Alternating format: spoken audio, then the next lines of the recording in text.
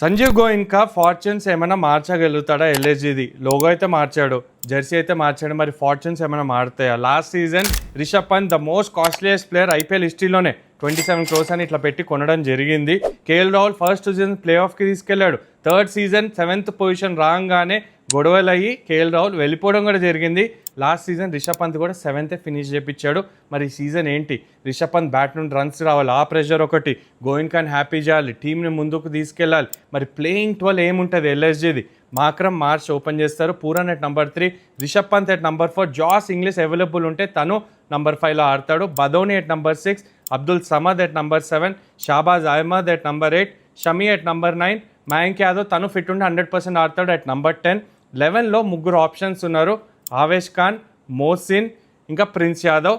12 అంటే ఇంపాక్ట్ ప్లేయర్గా దిగ్వేష్ రాతి రావచ్చు. ఇది నా ప్లేయింగ్ 12. మీరేమనుకుంటున్నారు? కమెంట్స్లో చెప్పండి. ఎల్ఎస్జీ ఎక్కడ ఫినిష్ అయ్యే ఛాన్స్ ఉంది? గోయిన్కా హ్యాపీ అవుతాడా లేదా? కమెంట్స్లో చెప్పండి.